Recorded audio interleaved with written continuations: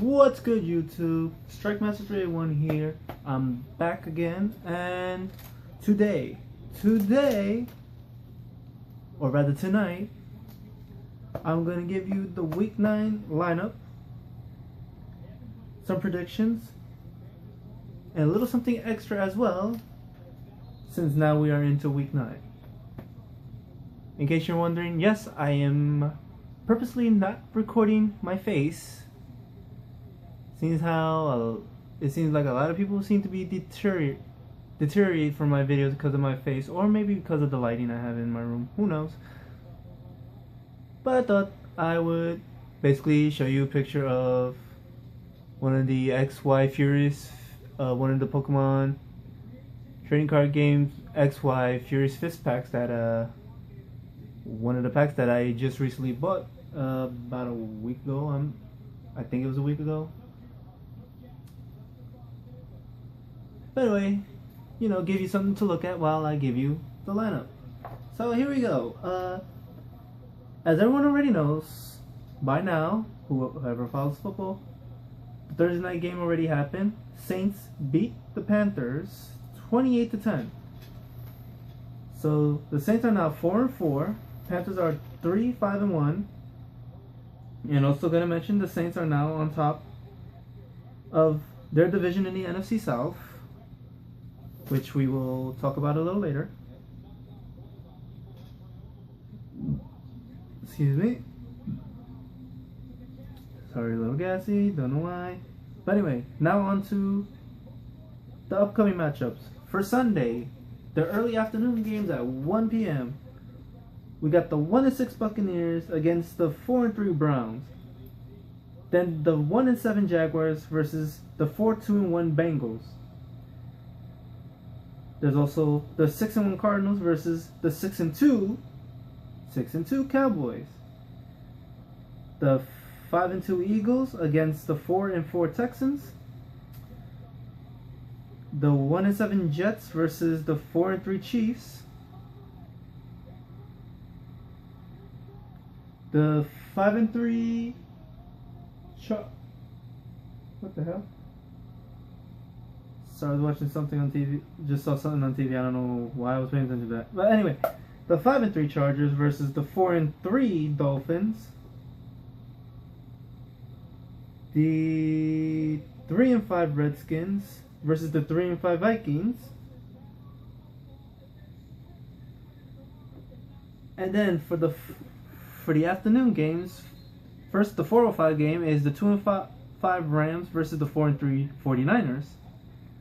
At 4:25, we have the 6-1 Broncos versus the 6-2 Patriots, and a matchup that a lot of people are looking forward to. And also the winless Raiders 0-7, still trying to get their first win, and I don't think they will, against the 4-3 Seahawks. Then the Sunday night game, that's on NBC at 8:30, will be the 5-3 Ravens versus the 5-3 Steelers, a classic. And then the Monday night game, which is also at 8:30 on ESPN, will be the 5-3 Colts versus the 3-4 Giants. So there's your Week 9 lineup. Matches to look forward to. Definitely, I've mentioned already the 4:25 game. The game at 4:25, which is the Broncos versus the Patriots. Definitely an epic match right there. Epic match between an AFC East and an AFC West team. West team to go at it. Other matches to look forward to. I would definitely say the 6-1 Cardinals and the 6-2 Cowboys. That is going to be interesting. See how the Cardinals handle the Cowboys. That'll be very interesting, especially for the NFC. One match I'm not looking forward to seeing is probably the Jets and Chiefs. Now, I want to talk about this in depth because I already know people are talking, and I think it's about time someone puts it like it is. And you can agree with me, you can disagree with me on it, but either way, this is what I believe, what I think of what's happening with the Jets, and what I think should have been done instead of what they're doing right now. And again, you can dispute it with me, and so long as it's constructive criticism, please feel free to comment on this subject in the comment section below, or on my social media pages such as Facebook, Twitter, maybe even Instagram as well. The Jets, man. Okay, the fact that they're gonna bench Geno Smith and have Michael Vick start is a big mistake. Now here's why I say that. I believe every Jets fan believes that Geno Smith is the future of the Jets. No, hands down. But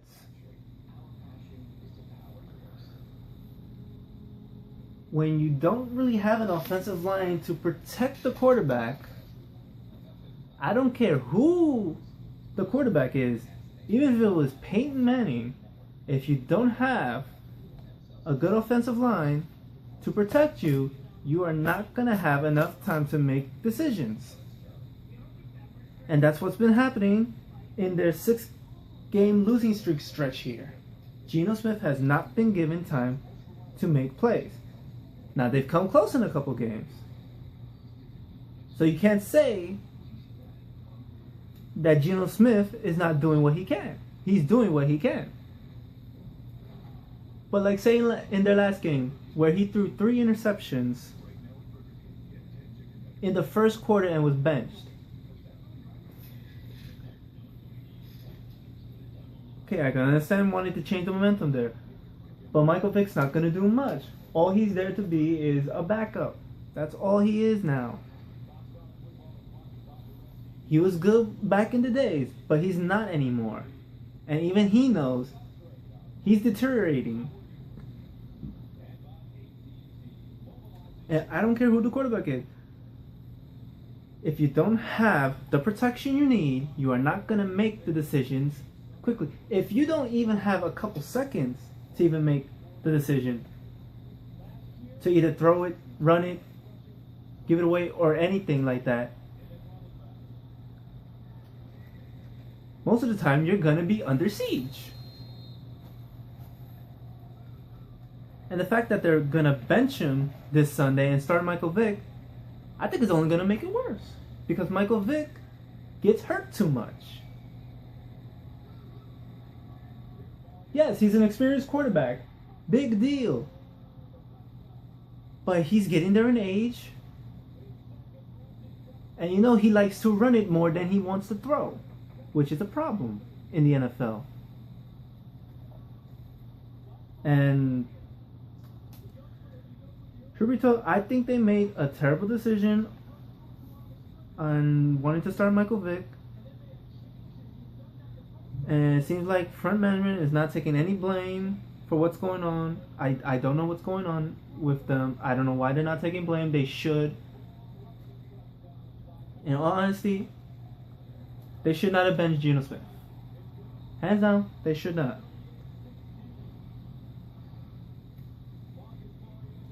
As far as the quarterback situation, I hope they do bring Sims back from the practice squad if they haven't already. They're going to need someone who actually knows the offense.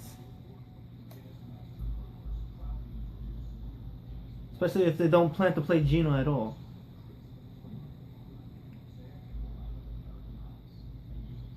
Because, in all honesty, I think getting Vic was the worst thing they got and was the best thing for the Eagles as far as getting rid of him. In all honesty, I think they should have just stuck. The Jets should have just stuck with Geno Smith as the starter and Matt Sims as the backup. And then just get another. And if you were going to get Mike Vick, make him the third backup, I would have said. But anyway, you could dispute it with me on that, but that's what I believe. Please comment, make any constructive criticism of any type or any type of criticism in the comment section below and tell me what you think. Or you can find me on Facebook, Twitter, or Instagram and, you know, give me your thoughts. Moving on. Another team to probably look forward to would be, well, I was going to say the Redskins and Vikings, but the one that's more important would probably be the Ravens and Steelers. Good old rivalry. And if things go well, a good chance for one of them to take the lead in their division, the AFC North. Now the game I'm obviously going to pay attention to because I'm a New Yorker and I am a Giants fan is the Monday night game, which is the Colts and Giants.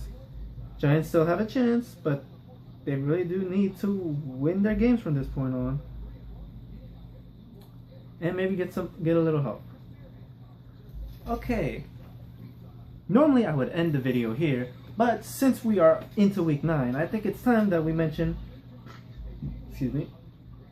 that we start mentioning the standings in all of the divisions on both the AFC and the NFC. And basically, you know, see who's basically still in it, who's most likely going to be in it, who's pretty much out, all that. Now, obviously for anyone who doesn't know, and I would be surprised who doesn't know this, the AFC is the American Football Conference, and the NFC is the National Football Conference. There are 4 divisions in each conference. There's the North, the South, the East, the West. Big surprise. And in each of the divisions of that conference, there are 4 teams trying to play for that one spot in that division. Now in the playoffs, there are also 2 wild cards for the conference as well. Now unfortunately I can't say for sure who I would think would be in the wild card spot right now, but I can definitely tell you who's in the leader spots for the divisions in the conferences. So we got the AFC East, because that's the first one that I was able to find. We have the Patriots, who are at 6-2 with a percentage of .750 or 75%. The Bills 5-3 at 62.5%. Dolphins at 4-3 at 57.1%, and the Jets at 1-7 at basically 12.5%.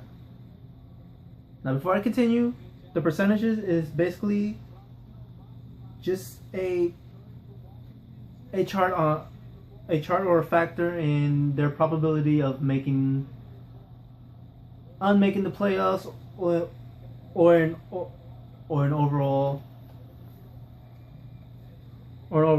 you know, making it in their division.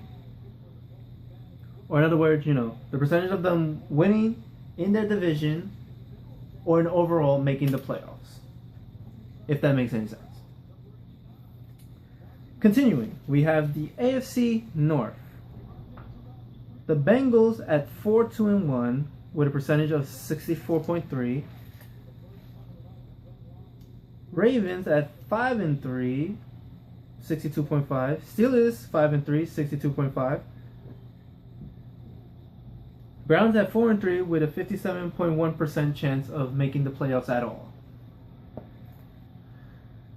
AFC West, of course, the Broncos 6-1 with 85.7%. Chargers 5-3, 62.5. Chiefs 4-3 at 57.1, and Raiders 0-7, 0%. AFC South, we have the Colts, who are in the lead, 5-3, 62.5. Texans 4-4, even 50.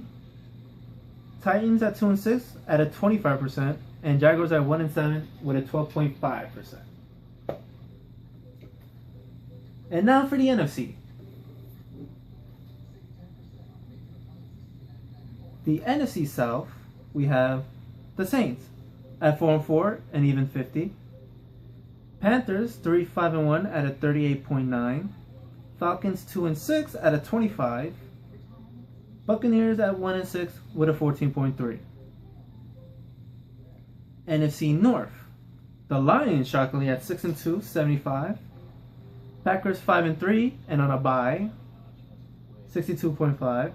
Bears 3-5 at a 37.5, and Vikings same story, 3-5, 37.5. NFC East, shockingly the Cowboys 6-2. They are ahead in the NFC East at 75%. Eagles 5-2, 71.4. Giants at 3-4 at 42.9.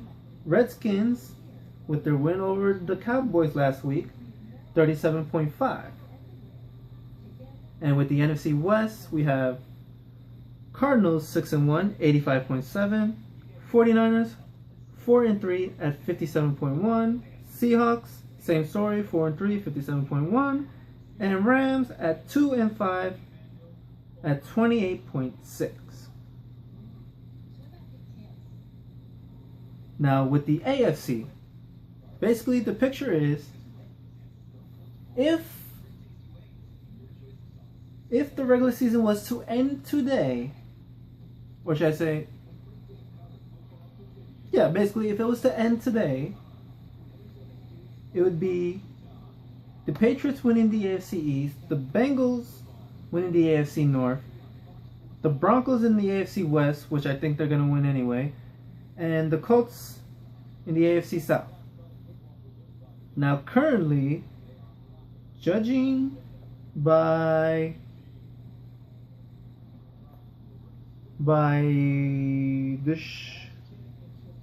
this chart I have here, it would probably be the Chargers and either the Bills or the Ravens in wildcard spots 1 and 2. If the regular season was to end today. Now obviously there are some advantages here for certain teams like the Ravens and Steelers.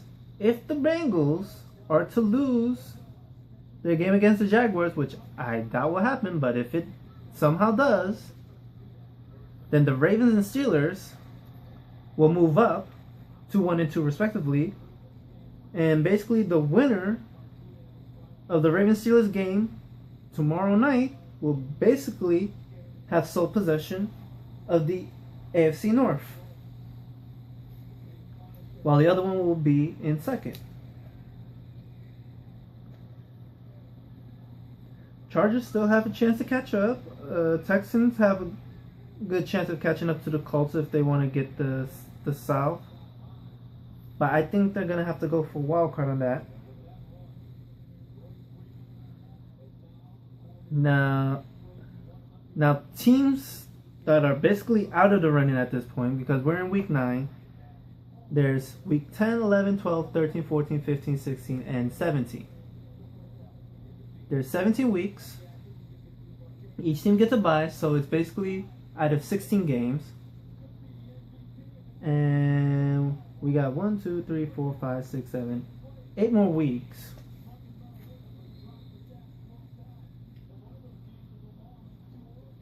We have 8 more weeks. However,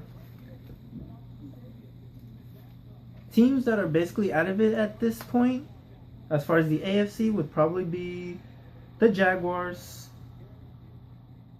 In the AFC South, the Jets. Yes, I know Jets fans. Sad to say, but the Jets are pretty much out of it in the AFC East and the wild card. The Raiders, they're basically out. The Browns are still have a chance to win their division if they really wanted to. As far as other teams that still have a chance, I'd say the Chargers have a good chance of getting back into the division. I think the Chiefs have a good chance of definitely getting a wild card spot along with the Texans, but I don't think they'll get their division. Now for the NFC, if the regular season was to end today, it would be the Saints in the South, the Lions in the North, the Cowboys in the East, and the Cardinals in the West, with most likely the Packers and the Eagles in the wildcard spot 1 and 2 respectively, or the 5th and 6th slot. Now obviously, the NFC South this year for some reason is the weakest division in the NFC side this year, instead of the NFC East being the weakest. Crazy, huh? So as far as the NFC South goes, everyone still has a shot, probably minus the Buccaneers, although maybe I shouldn't count them out yet. But let's say the NFC South is basically up for grabs for the 4 teams there. Basically, anyone can take it at this point. As far as the NFC North, the Bears and Vikings have some work to do, but they can catch up, maybe get the division, possibly get a wildcard spot. The Giants and the Redskins, oddly enough, are in good contention to actually catch up and get the NFC East, or at least a wildcard spot. The Eagles obviously are going to be battling the Cowboys for first place. And Eagle also can get a wildcard spot too at this point. But again, it is week 9. But we mentioned this now because we are a bit more than halfway through the regular season at this point. And I'd say the only team who might be out of it would probably be the Rams at this point in the NFC.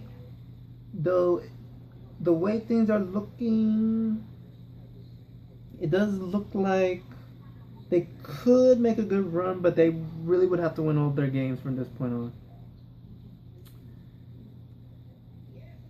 Now, for those who are wondering why the Ravens and the Steelers, even though they're tied, the Ravens are in second place and the Steelers are in third, it's basically based on the tiebreaker. Ravens own that tiebreaker. I'm not sure how that tiebreaker works or anything, or what the tiebreaker is, but my best guess is because of their wins in the division, the Ravens have the tiebreaker right now on the Steelers, so the Ravens go ahead of the Steelers there. Same thing with the 49ers and Seahawks. I think the 49ers own a tiebreaker on the Seahawks, although kind of sounds odd that the 49ers have a tiebreaker on the Seahawks. And then the Bears and Vikings, again, that's a tiebreaker there. And there's one more. No, there is it. So basically, for any teams who are in 3rd and 4th in their division, it's basically crunch time for them now. Especially in the NFC. It's crunch time now. They have to win games. If you lose any more games, especially those who are in last place,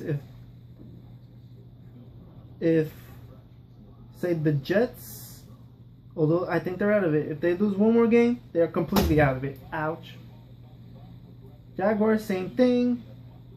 The Browns have a chance. The Raiders are already out. Let's just put it there. Raiders are already out.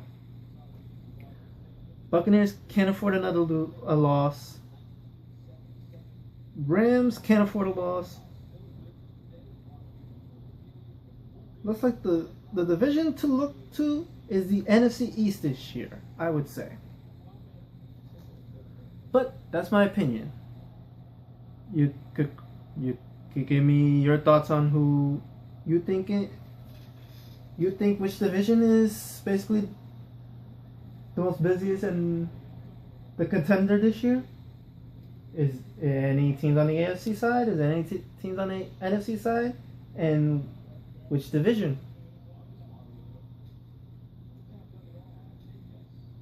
But anyway, that's gonna do it for this video today. Again, if you have any comments on the Week 9 lineup, any at all, like who your favorite team is, which games you're looking forward to, or any constructive criticism on anything I said in this video regarding any of my opinions or anything, please comment below in the comment section, or you can find me on Facebook, Twitter, or Instagram, and you can hit me up and let me know what you think. But again, that's gonna do it for this video. I thank you very much for watching. Please drop a like if you like this video at all. And I want to thank everyone and anyone who watches these videos, because I solely do these videos because I actually enjoy doing videos. And if I had better equipment, I would do this a lot better. But I make do with what I can. So, again, I'm sorry I'm saying this again, but thank you very much for watching. Drop a like if you liked the video, and I will see you next time. Peace out.